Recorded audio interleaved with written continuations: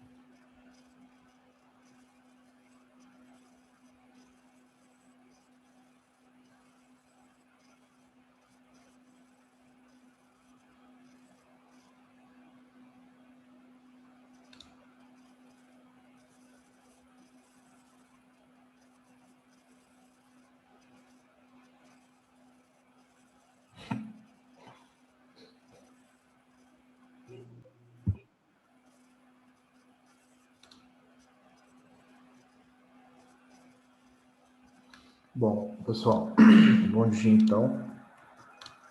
De novo, né? Oi? Alguém quer falar alguma coisa aí? Bom, então, como falei com vocês, eu vou passar aqui agora um vídeo sobre a rainha Zinga, né? De Angola, que é legal demais. Vamos lá, então.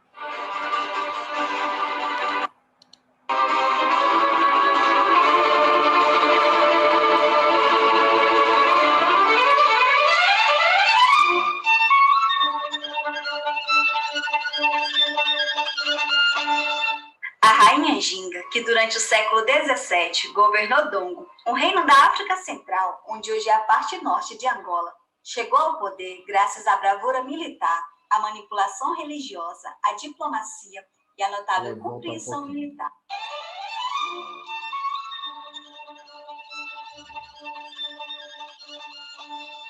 A rainha Ginga, que durante o século XVII governou Dongo, um reino da África Central, onde hoje é a parte norte de Angola, chegou ao poder graças à bravura militar, à manipulação religiosa, à diplomacia e à notável compreensão militar. Apesar de seus feitos extraordinários e de seu reinado de décadas, comparável ao de Elizabeth I da Inglaterra, ela foi difamada por escritores, que lhe acusavam de ser uma selvagem incivilizada, que encarnava o pior gênero feminino.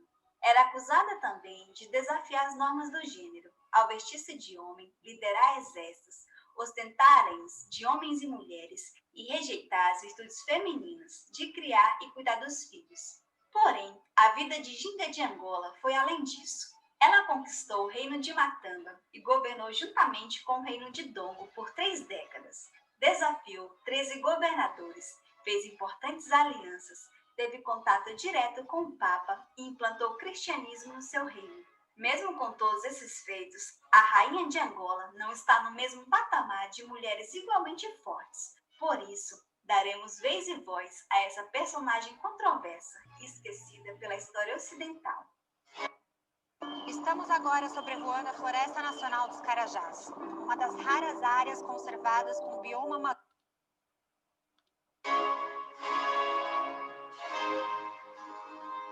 Ginga de Angola nasceu no ano de 1582. Era filha de um Bandiagola, título dado ao governante de Dongo, um homem maduro e chefe de família, que governou Dongo após a morte de seu pai, Gola Quilombo Kia Kacenda.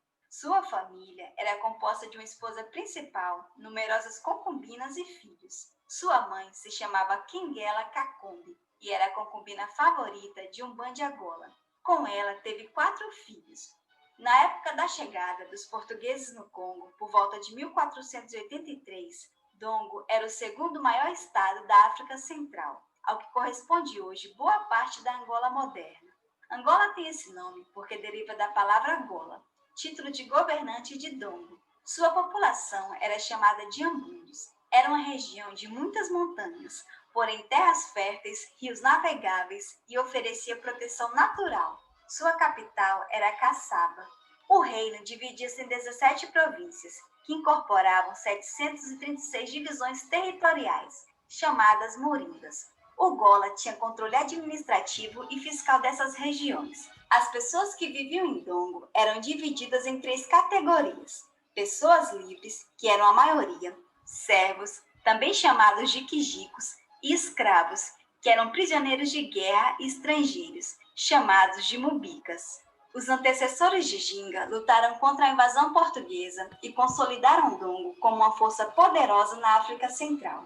A entrada dos portugueses se deu a partir da abertura das fronteiras, onde o primeiro rei de Dongo buscou comercializar e obter relações culturais mais amplas. Só depois eles perceberam que eles queriam conquistar e integrar o reino ao Império Português. Antes de Ginga assumir o trono, o reino de Dongo foi governado por seu irmão, Golombandi, que para consolidar sua posição, promoveu um banho de sangue contra rivais em potencial. Seu meio-irmão, a mãe dele e todos os irmãos dela foram assassinados. As próprias irmãs de Golombandi não escaparam à sua ira, embora tenha poupado a vida delas. Ele tinha uma rivalidade longa com Ginga, que agora estava com 35 anos. Durante a infância e juventude, ela fora a favorita de seu pai, e consta que superava o irmão em aptidão mental e habilidade militar. Numa tentativa de garantir a sucessão, Golombandi matou o filho recém-nascido de Ginga, com um de seus muitos concubinos. Segundo alguns relatos, ele também mandou esterilizar Ginga e suas 2 irmãs mais moças. Foi jogado óleo com ervas ferventes na barriga delas, de modo que, de dor, choque e medo, elas seriam para sempre incapazes de dar luz. Ao cometer fratricídio e vários outros crimes para garantir a liderança de Dongo, Golombandi seguiu os passos de seus antepassados. Depois que assumiu o trono, o irmão de Ginga procurou se inspirar nos seus antepassados para governar Dongo, pois os portugueses já haviam conquistado várias províncias que pertenciam ao reino de Dongo. Recusou a diplomacia, reunindo um grande exército assim que assumiu o poder. Os portugueses reagiram, saqueando a capital Caçaba e capturando milhares de escravos. O governo português tinha planos para conquistar todo o reino e todo o sul do continente africano. Com o ataque português, Umbandi escapou por pouco. Suas 2 irmãs, Fungi e Cambo, foram capturadas. Ginga escapou porque estava em uma missão de paz. Golombandi percebeu que suas forças eram inúteis ao poder de fogo português. Por isso, propôs um acordo de paz, enquanto negociava a libertação de suas irmãs.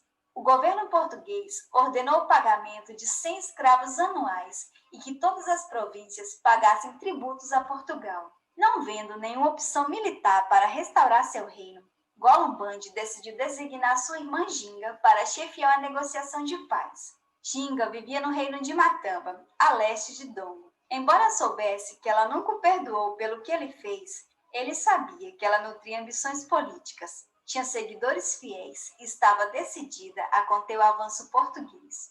Antes de partir, Ginga recebeu o título concedido pelo soberano, Ginga Bandi Gambole, cujo significado era enviado especial. Ginga partiu para Luanda com a maior delegação oficial já vista na África Central. Ao chegar, Ginga foi recebida por uma escolta militar portuguesa, pela elite administrativa, comercial e religiosa da cidade. O governo português abrigou todo o grupo e arcou com as despesas. Em sua primeira audiência com o governo português, Ginga prometeu que Golombandi viveria em paz com os colonos, devolvendo escravos que os portugueses reivindicavam como deles, e cessaria os ataques militares. Porém, se opôs ao pagamento do tributo anual de 100 escravos para o governo português. Ela argumentou que tributos só se paga a alguém que tivesse sido conquistado. Ele era um rei soberano que buscava voluntariamente a amizade de outro soberano, e concordar a pagar tributo equivalia a tornar-se escravo. Ela teria dito: Quem nasce livre deve manter-se em liberdade e não se submeter a outros. Para selar a paz, se ofereceu para ser batizada e estudar o catecismo. Partiu com a garantia de paz entre os dois reinos. Ginga voltou triunfante para Caçaba, no outono de 1622. Golomband comemorou publicamente os feitos da irmã. Porém, alguns dias depois, ele morreu, depois de ingerir veneno que tomou voluntariamente, ou como alguns acreditam, foi dado por sua irmã, pois ele enfrentava uma séria depressão, causada pelo enorme esforço empenhado a expulsar os portugueses de seu reino. Com a morte de seu irmão, Ginga tratou de ocupar o trono e lutar pela glória do seu reino. Durante todo o seu governo, de 1624 a 1663, ela trabalharia para manter seu reino independente e limitar o poder português.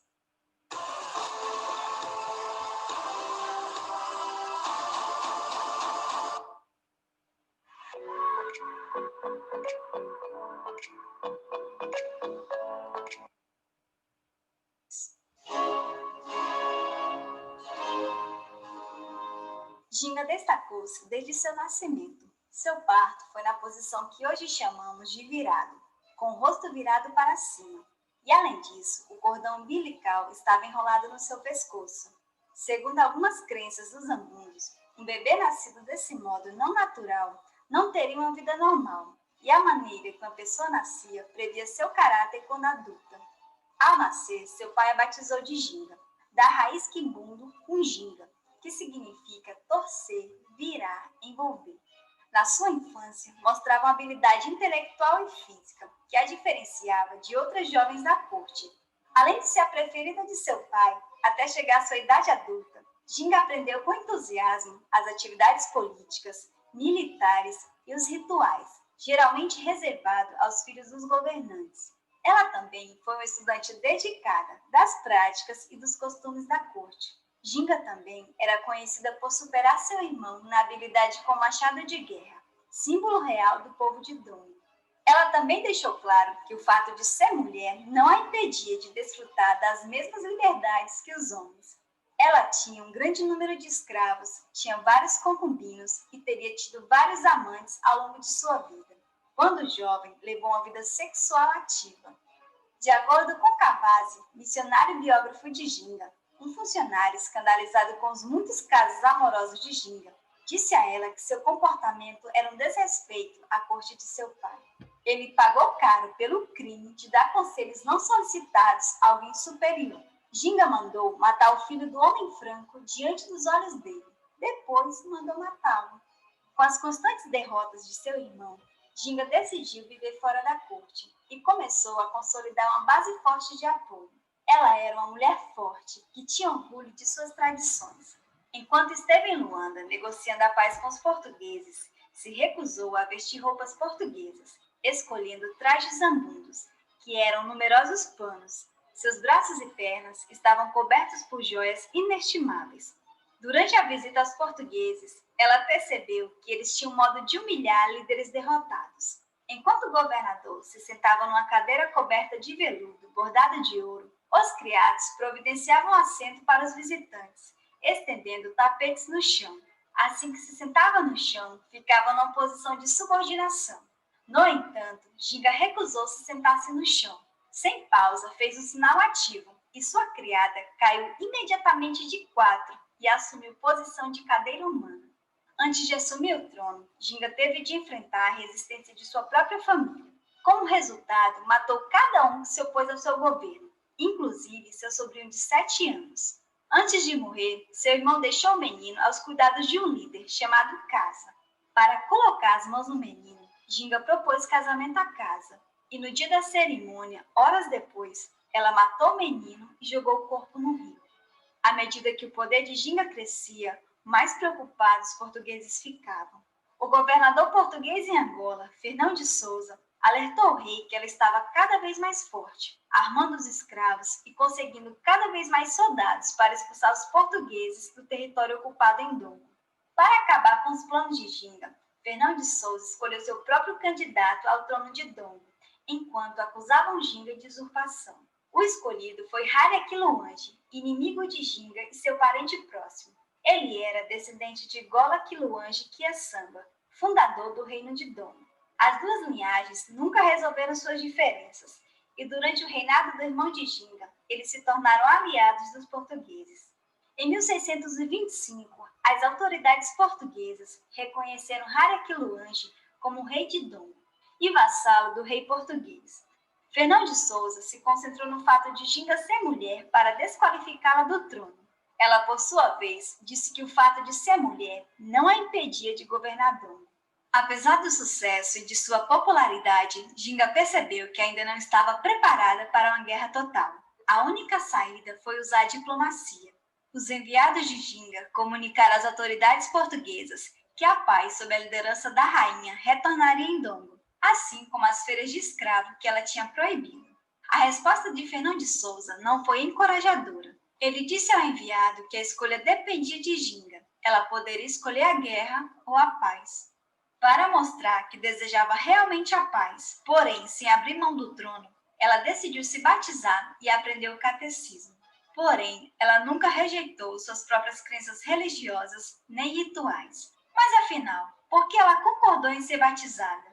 Ela estava ciente de que a religião era um componente básico da política portuguesa e também porque ela considerava que a espiritualidade poderia lhe ajudar.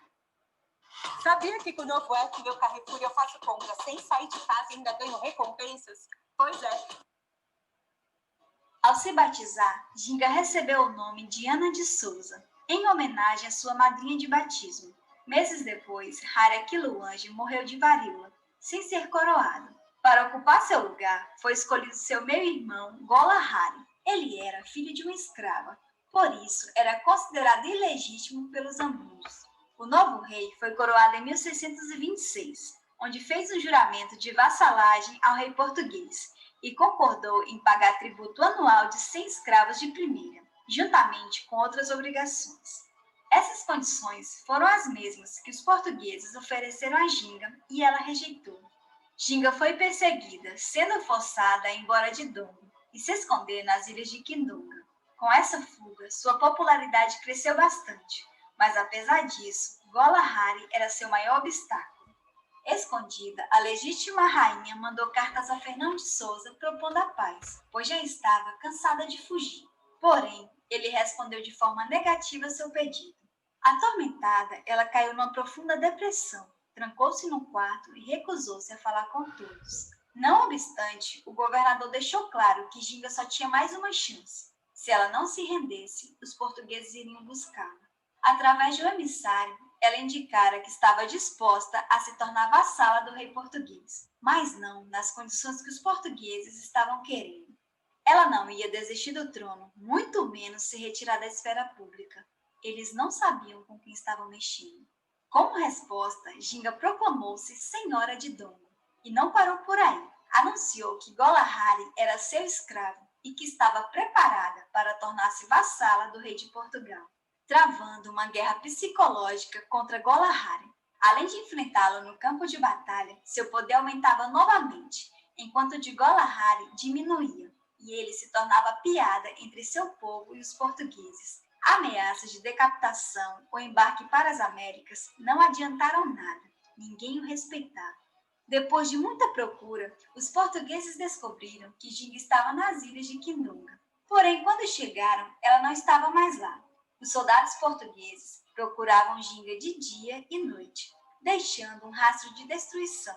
Não conseguiram prender Ginga, porém suas duas irmãs foram capturadas e poderiam ser usadas para fins políticos. Suas irmãs que haviam sido capturadas foram batizadas. Funge recebeu o nome de Graça e Cambo passou a se chamar Bárbara. Nos anos seguintes, Ginga se dedicaria à libertação de suas irmãs, ao mesmo tempo que dificultaria as coisas para Gola Hari. Pague sem tocar em dinheiro com a conta grátis Mercado Pago. Mercado Pago, agora vai. Amo Tetris.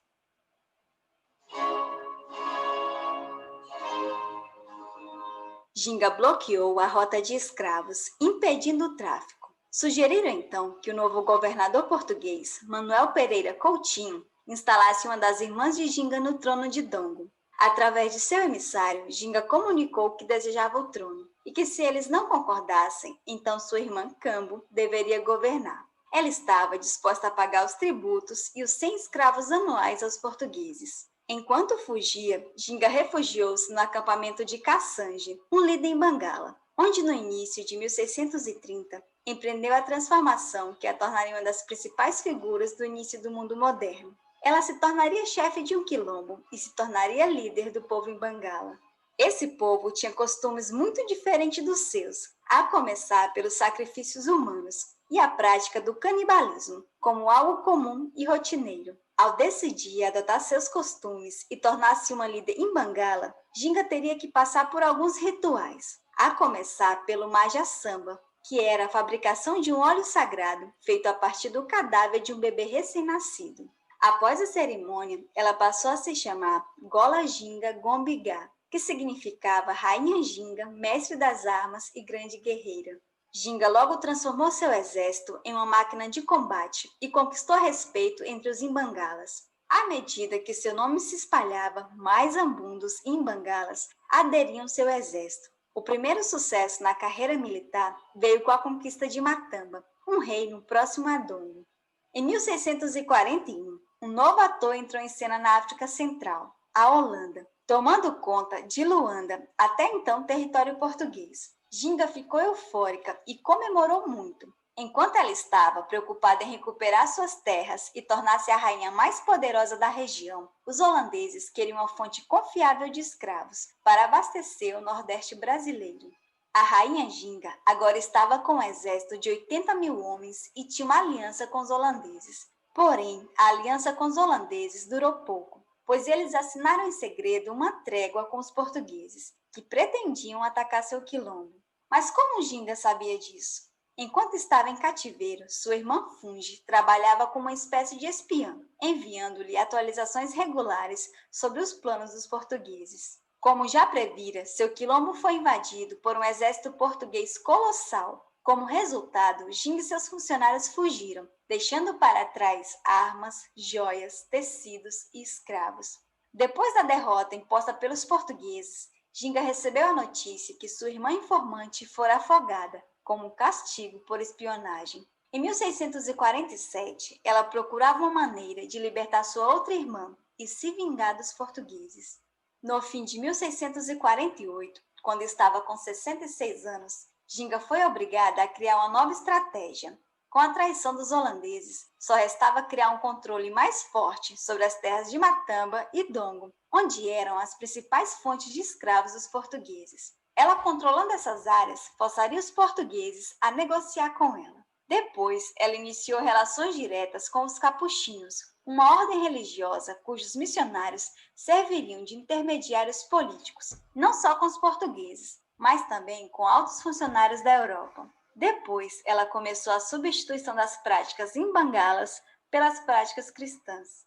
Para fazer uma aliança com a Igreja Católica, ela entregou aos sacerdotes uma carta endereçada ao Papa, no qual dizia voltar ao cristianismo assim que seu reino fosse restaurado. Esse foi o primeiro contato dela com essa ordem religiosa, mas eles já conheciam sua reputação há tempos. Depois, ela mandou uma carta para o superior dos capuchinhos em Luanda, no qual dizia que queria que ele viesse e batizasse seu povo. Para atender o pedido de Ginga, o superior precisava da aprovação de Roma, pois sabia que Ginga e seu povo eram conhecidos por comer carne humana e matar crianças em rituais, ou abandoná-los para serem devorados por animais ferozes. A rainha confessou por carta que finalmente conhecera o verdadeiro Deus e percebia agora que havia sido enganada por suas crenças idólatras e estava possuída pelo demônio. Porém, ela sabia que os imbangalas não estariam dispostos a deixar seus costumes e que seria algo muito difícil de implantar em Matamba. Depois de muita diplomacia, os religiosos enviaram para o reino de Ginga 2 missionários que teriam um papel fundamental na sua completa conversão. Foram mandados para Matamba os freis Antônio de Gaeta e Antônio Giovanni Cavazzi. Depois de anos de negociações, guerras, fugas e mortes, Ginga finalmente conseguiu a libertação de sua irmã Bárbara, depois de 9 anos em cativeiro. Seu retorno era parte da estratégia portuguesa, pois ela já tinha sido convertida e era uma boa cristã. Certamente iria ajudar no processo de conversão de Ginga e do seu povo. A rainha Ginga só queria deixar o reino em paz quando sua irmã assumisse o trono após sua morte. Bárbara foi liberta em 1º de outubro de 1656. O acordo de paz entre Ginga e Portugal foi assinado em 12 de outubro. Os termos diziam o seguinte: Ginga concordava em reconciliar-se com a Santa Igreja Católica, permitia a construção de uma igreja em suas terras e que todos fossem batizados. Ginga teria que fazer um anúncio público e dizer que o Frei Gaeta tinha autoridade para se livrar de todos os ritos e práticas imbangalas em Matamba. Além disso, ela tinha que obedecer ao rei português, João IV, e teria que enviar seu exército para qualquer parte, sempre que houvesse um pedido do representante do rei, e pagar 130 escravos pela libertação de sua irmã. Depois que Bárbara foi liberta, o próximo passo seria construir uma igreja em Dongo Matamba, em seus termos e sob sua liderança. Depois que assinou o Tratado de Paz, Ginga foi reconhecida como autoridade máxima sobre parte do antigo reino de Dongo e legalizou sua posição de rainha de Matamba. A rainha estava disposta a viver como uma cristã, abdicando todos os costumes do seu povo, a começar pelo casamento. Ginga casou-se na tradição cristã com um rapaz que era filho de escravos. Se livrou dos seus mais de 40 maridos e concubinos. Sua irmã também se casou e obrigou seu povo a seguir o exemplo, o que não foi nada fácil, pois eles se recusaram a seguir as crenças e os costumes portugueses. Os que eram batizados praticavam os rituais escondidos e, quando pegos, eram castigados. Porém, não eram mortos, pois a religião cristã não permitia mais tamanha barbárie, segundo eles. Em março de 1661, Ginga recebeu finalmente o que ansiava, uma carta do próprio punho, escrita pelo Papa Alexandre VII, que dizia: Querida em Cristo, nossa filha Ana, Rainha Ginga, está acolhida na verdadeira religião e oro para que seu país seja próspero e virtuoso. O compromisso pessoal de Ginga nos últimos anos de vida com o cristianismo representava uma expressão genuína de renascimento espiritual, mas os motivos também eram profundamente políticos. Seu maior medo era que o cristianismo não fosse estabelecido em Matamba e nem no reino de Dongo. Temia que sua irmã Bárbara não fosse capaz de manter a paz. A única maneira de preservar seu legado era garantir que Roma considerasse Matamba um reino cristão legítimo.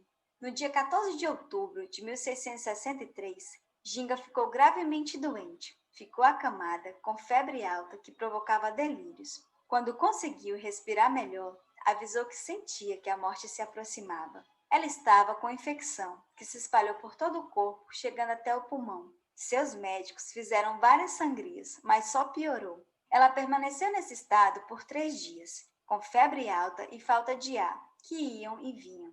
Antes de morrer, Ginga reuniu seus conselheiros e deu a última ordem. Ela desejava morrer como católica e queria que eles continuassem a promover o cristianismo em Matamba. Seu único arrependimento era de não ter deixado um filho, porque desejava que alguém de sua linhagem herdasse o reino. No fim, pediu para que intercedessem por sua alma. Essas foram as últimas palavras de Ginga, que morreu às 11 horas da manhã, de 17 de dezembro de 1663, aos 81 anos. Mesmo antes de seu último suspiro, sua revolução cristã já estava ameaçada. Seus líderes se recusaram a dar um velório e enterro simples à rainha. Nesse meio tempo, no dia 18 de dezembro de 1663, sua irmã Bárbara foi coroada rainha de Matamba. Ginga foi enterrada com uma verdadeira fortuna dentro de seu caixão. O enterro foi apenas o início de um longo período de luto. Nos meses e anos que se seguiram sua morte, houve conflito entre as pessoas próximas, oponentes e devotos, pois todos reivindicavam o direito ao seu legado. Por muito tempo, a imagem de Ginga de Angola foi negligenciada da história e dos livros didáticos. Sua memória foi apagada, ou quando por acaso lembrada, o que se ouvia falar não era algo que fazia justiça à sua luta e à sua pessoa. Por anos, ela foi retratada como uma mulher má e selvagem, que comia humanos e abandonava criança nos campos para morrer. Porém, numa tentativa de resgatar sua memória de luta e persistência contra os europeus, a história de Ginga começou a ser contada pelo seu povo. Ginga não era uma pervertida sexual ou canibal cruel como os europeus faziam questão de destacar. Ela era uma heroína revolucionária que lutou para trazer paz ao seu reino, abdicando de seus costumes e religião. Em 2013, a Unesco acrescentou ao seu perfil a série de mulheres na história africana. Foi criada uma história em quadrinhos contendo 56 páginas, destinadas ao uso em escolas de ensino fundamental, incluindo incidentes sobre sua vida e abordando temas como resistência e governança por uma mulher. No entanto, a difusão de sua história ainda está em andamento. Ela precisa ocupar seu lugar na história popular, ao lado de suas contemporâneas Elizabeth I e Pocahontas, nas fileiras das mulheres famosas da história. Ginga representa uma mulher poderosa como suas contemporâneas, que fizeram o que foi necessário para conquistar a paz e independência de suas terras. Sem dúvida, ela merece um lugar na história. Olá, eu sou a professora Zilmar. Então, gostou da história da Ginga de Angola? Se sim, não esqueça de deixar seu like, compartilhar com seus amigos e comentar no vídeo aberto. Então, essa é a história de Rainha Ginga, né? Ou Zinga. Quando eu falo com vocês assim, que nós somos furtados do direito de conhecer, é de conhecer esse tipo de personagem que é importantíssimo, um personagem de resistência, de luta, de uma fortaleza, de uma inteligência tremenda, uma mulher negra, uma mulher africana e angolana, que resistiu bravamente contra os portugueses, né? Que é uma história cheia de revés, até de surpresas, né? Mas é uma mulher extremamente interessante. Bom, alguém quer fazer algum comentário, gente? Ou tá de boa aí? Pra mim tá tranquilo. Então, beleza. Eu vou encerrar aqui agora e amanhã nós voltamos a conversar, tá bom? Um beijo para todos vocês. Legal mesmo, né, Júlia? Na realidade, eu vou até falar com vocês aqui, ó. No YouTube tem esse canal, né, Mulheres na História. São vários vídeos sobre mulheres, assim. Tem muitos que são muito legal. Da Chica da Silva é muito legal. Ana Bolena é muito legal. Eu recomendo, se vocês tiverem. E são curtos, né? São 25, 27 minutos. Então, se vocês estiverem assim, à toa, de bobeira aí, quiserem conhecer mais histórias de mulheres importantes para a história, deem uma olhada. Eu acho importante isso. Eu acho importante que mulheres tenham conhecimento sobre outras grandes mulheres, grandes feitos que foram empreendidos por mulheres. Eu acho importantíssimo isso. Nós precisamos melhorar, né, no sentido de abrir o espaço para essas vozes também, né? Então é isso. Bom dia para vocês e até amanhã. Tchau, até amanhã. Obrigada, professor. Até amanhã, gente.